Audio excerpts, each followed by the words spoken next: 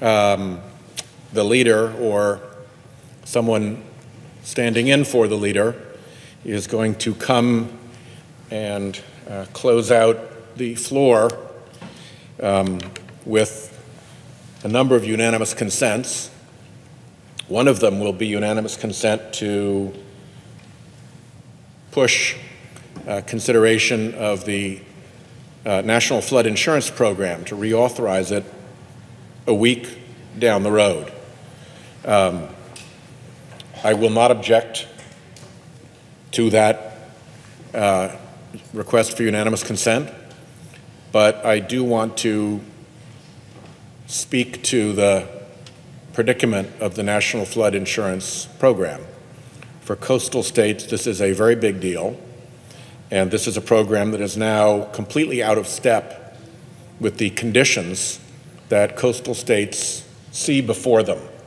So we have got to get this fixed. The liability of the National Flood Insurance Program ran up to $30 billion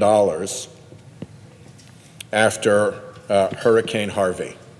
It borrowed $30 billion from the U.S. Treasury, and that's its borrowing limit. It basically maxed itself out. So in October, Congress forgave $16 billion. We moved that from a liability of the National Flood Insurance Program to a liability of the United States, in effect putting it on our national credit card. That allowed NFIP to pay out claims from Harvey, Irma, and Maria, 3 hurricanes. At this point, that leaves the program $20 billion in debt. We're not sure completely because claims are still being processed from the 2018 hurricane season, but CRS says that as of September, the NFIP has only $9.9 billion of remaining borrowing authority. CRS also points out that repetitive loss and severe repetitive loss properties over the history of NFIP have totaled about 30% of all claims, a grand total of around $17 billion, which is almost a perfect match with the $16 billion that we had to forgive. If you look at the properties that NFIP now insures, the repetitive loss and severe repetitive loss properties are about 2% by number, but they account for about 16% of all claims. So it's a pretty big piece of our National Flood Insurance Program liability. It's about $9 billion. We can keep going forward and funding these repetitive losses time after time after time after time, but there are some real problems with doing that. One is that back in the old days, before sea levels were rising, when you expected the weather and the coast to revert to status quo after a big storm, they made what seemed then a sensible rule that you had to rebuild just what was there. We weren't going to fund improvements and modifications with Uncle Sam's dollars on a flooded house. You had to rebuild what was there. Well, the problem is that maps are changing, sea levels are rising, storm vulnerabilities are pushing inland, and to rebuild in place now no longer makes sense any longer. You've got at least to be able to rebuild higher and out of the way of storm surge, or you have to be able to relocate. To rebuild every couple of years and then get wiped out by a new storm really makes no sense. But the NFIP encourages people to do just that because it's really hard to get paid out to relocate. The relocation rules of the National Flood Insurance Program have to be triggered by a state or a municipality doing its own buyout. Now, if you are, let's say, a small Rhode Island municipality, you have a pretty strong interest in not doing a major buyout of flooded properties because as soon as that happens, they are torn down. It takes a long time to get there, just for one thing. These are slow processes. But then the house gets torn down, the property goes to open space, public space, and the town loses the tax revenue from the ownership of that property. So it's a shot to the municipal budget to go down that road. And it's not a decision that's made by the homeowner. The homeowner is stuck waiting for the municipality or the state to make that decision.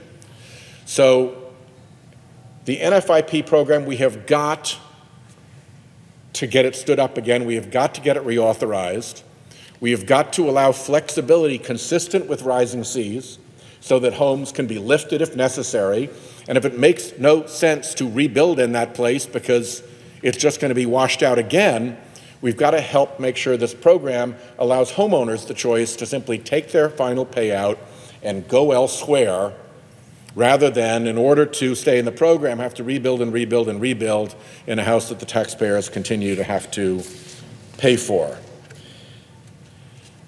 To anybody who complains that there's a subsidy involved in here for coastal homeowners, let me just say that the $16 billion in forgiveness, this big one-time forgiveness that we did, compared to $44 billion in crop subsidies from the years 2015 through 2017. So if we're going to help inland, Midwestern, and other farmers with $44 billion in crop subsidies, no reason to deny coastal homeowners some protection as well. And we can help a lot if we can change these rules in a sensible way. The states that are being hit are getting hit pretty hard. Florida has been estimated by the Union of Concerned Scientists to have the most homes and property value at risk from sea level rise. 64,000 homes may see flooding every other week by 2045. That's going to be a lot of claims on national flood insurance. Half of these homes are located in South Florida, so those counties and those municipalities are going to take a heck of a hit.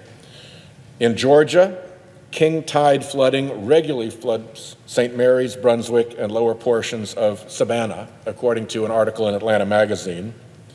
The road out to Tybee Island flooded a record 23 times in 2015, and it's expected that with just 1 foot of sea level rise, it'll be underwater 100 times annually, again, creating enormous risk.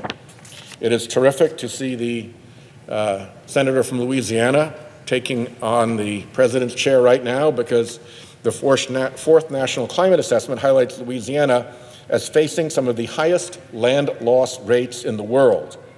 Between 1932 and 2016, Louisiana lost more than 2,000 square miles of land.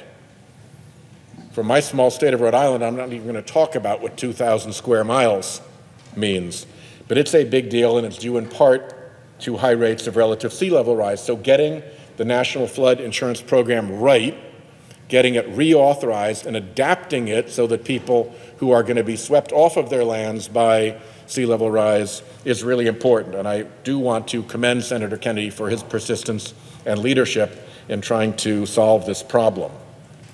North Carolina, according to an article published in the Weather Channel, a beach near East Seagull Drive and Nags Head has been eroding at about 6 feet back per year.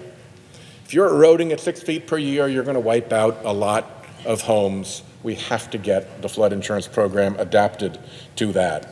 North Carolina itself has predicted a rise of 1 meter of sea level rise by 2100. Data compiled and analyzed by NOAA shows the worst case potential at about twice that, 2 meters.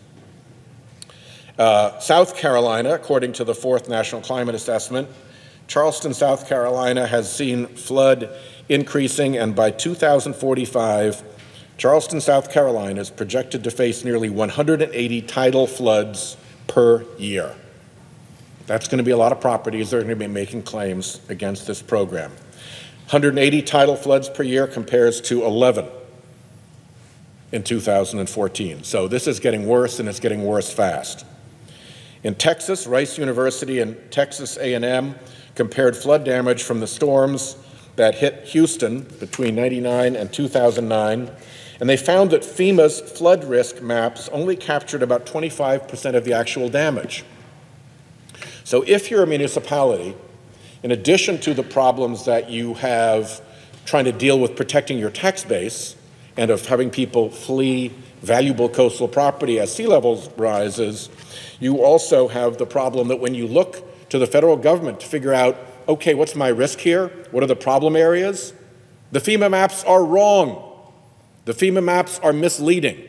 We saw this firsthand in Rhode Island as well. We had to do a lot of state-level work to get correct mapping so that our coastal municipalities could have a true assessment of what their risk was.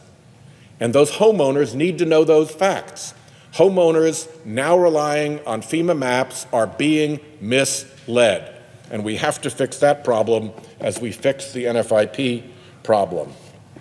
More than half of the homes damaged by Hurricane Harvey were not listed in any flood risk areas. So they didn't have flood insurance. That's another problem. Not only is there going to be a big load of new claims because of sea level rise on the National Flood Insurance Program, not only are we going to have to adapt the way that claimants can make their claims so they can raise their homes to survive the next storm or clear out because they can't survive the next storm, but we're also going to have to deal with this problem of homes that aren't covered by flood insurance because FEMA's maps are wrong, and their owners are then left stuck without insurance. So for a lot of reasons, my patience is wearing out with this continued kicking down the road of the NFIP program. I have been working on this, I hope in a constructive way, and I intend to continue working on it, and I hope a constructive way. But again, my patience is wearing out with our inability to agree and make these changes. I'll yield the floor with, again, my compliments to the Center for Louisiana, who has been a very constructive and very ardent proponent of finding a solution. I yield the floor.